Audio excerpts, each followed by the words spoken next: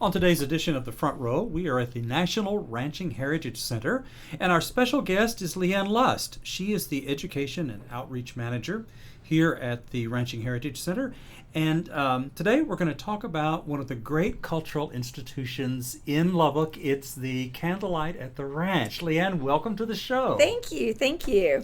So, for folks who don't know, tell us to begin with just a little bit of historical context.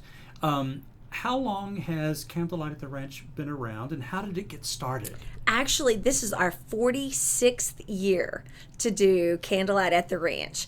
And so 46 years ago, someone, I don't even know who, decided it might be neat to open up some of the structures and actually have Christmas there. And so we obviously have added structures since they did it the first time. And so we have 16 structures that we open up that we actually have volunteers in those structures dressed in period clothing having Christmas as it would have been in that particular year. So if the structure is a 1700 structure, then they are singing Spanish songs in Spanish that would have been sung in the 1700s.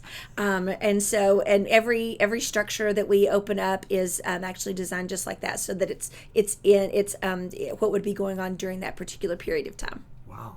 Well, let's take it back just a little bit more. What you talk about these structures. Yes. Tell us a little bit about what the National Ranching Heritage Center actually is. Sure. So the National Ranching Heritage Center is really just a place where we celebrate the history and the heritage of ranching and the stories that go with them. So we have about 55 historic structures that have been moved here to the Ranching Heritage Center from their original location and then restored, just like they were in their glory. And so you're able to walk through our historic Proctor Park and look at these structures at any day. We also have a new addition that has been opened up about a year that's called the Cash Family Ranch Life Learning Center. And so that is a new addition. We do a great job in our Proctor Park of talking about the history of ranching, but we really needed something that talked about present day ranching and celebrate that also. And so we partnered with John R. Erickson, who is the author of the Hank the Cowdog books. All right. And we actually, he wrote a series of 5 books for us called the Ranch Life Learning Series to just teach kids and adults of all ages about modern ranching, and it uses the voice of Hank the Cowdog. And so we actually expanded our museum to include this, and it's partly inside and outside exhibit space. It's permanent, so you don't need to think about it going away. It's a permanent exhibit, but it really celebrates modern ranching and everything involved with that. But with Candlelight, we just concentrate on our historic Proctor Park. The Ranch Life Learning Center will not be open during Candlelight. Now, and these buildings that you're talking about, these Yes. are the real deal. They are. Right? They are the real ones. We only have one structure here that is a replica. Our Los Corralitos, which is actually our 1700 structure, is actually a replica. There were issues when we got ready to move the original one, and so we were able to just help them make it a historic marker where it's originally located just north of the Rio Grande River, and we came back here and rebuilt that. Every other structure, though, that you see here, board by board, rock by rock, was brought back here and put back together and restored. So they're all original historic sites. It's historic buildings. And so anyone who comes to Candlelight at the Ranch will have an opportunity to see these Yes. in their context of a Christmas during the time they would have been active. Exactly. Yes. Right. Yes. So we have people in every tons of structures. Some families in some of our larger structures where there would have been a family. And in our Matador half dugout, it'll be a one lonesome cowboy by himself, because that's how a lot of times those cowboys spent Christmas, was by themselves. Wow. And out on the prairie. So we actually try to have the whole gamut. Right, and I know you go to a lot of trouble because I'm here in our space. You've got costumes. I do. So tell me about those. How did you come up with those costumes and how they would have been authenticated? How did you do that? Yeah, so that was done a long time before me, but we have some fantastic volunteers. We call them ranch hosts that are part of what we do here at the National Ranching Heritage Center, and they are vital for what we do with Candlelight, and actually with what we do the whole rest of the year too.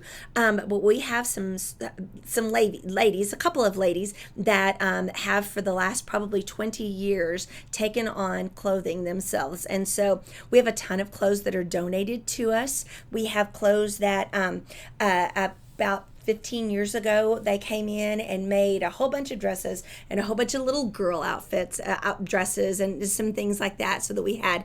So anyway, so that's one of the things that that we do. So I'll spend the next 2 weeks. I have an entire room downstairs full of period clothing that I will check out to people who are interested in, that have signed up to be a part of Ranch Day of Candlelight at the Ranch. Sorry, I do it at Ranch Day too, but that are be a part of Candlelight at the Ranch, and it's really a neat deal. Some of our volunteers have done it so long they just bought their own, and they have their own clothes, and they don't check out clothes from me at all. They just have their own outfits. Matter of fact, Mrs. Wimberly, who actually is the teacher in our schoolhouse, is so dedicated. She had her prescription put in her period appropriate glasses, so that way she would be ready to go for the late 1800s, the classroom that we have. Great. How wonderful. So for people who are interested, let's say that I am brand new to Lubbock. I just got here. Mm-hmm. What do I do once I get here in order to best enjoy and see everything that you have? What method should I use? Well, we open at 6:30. The line will start early. And it will be long. But once we open the doors at 6:30, it goes by pretty fast. We do have buses, actually 2 buses that will take people from the Health Science Center parking lot, and they will take them and bring them right over here to the front of the line, wherever that is, at the front of the building. And so so it makes it really nice. So if you don't get a parking spot right here by us, it's super easy to park over there. That shuttle is completely free, and it'll take you here, and then when you get finished, it'll take you right back to your car. Well, and that says a lot if you need that kind of shuttle for parking. Yes, right. Yes, we actually have quite a few. We average around 5,000 people a night, roughly, and so it does get super busy. But like I said, we're open from 6:30 until 9. So if you're one of those, you're like, I don't want to stand in line. That's fine. Come at 7. There's plenty of they don't change anything between 6:30 and 9, so they don't have things that are there to do at one time but not at the other. So it's open during that time for anybody that would like to go. I would say give yourself at least 45 minutes to an hour and a half to go through. The line is long, like I said, but it is so neat. You just walk up to each structure and you'll get a minute or two to look inside. It's basically a postcard come to life, if you will, and lots of people use it as their Christmas traditions to kind of get their families in the Christmas spirit for sure.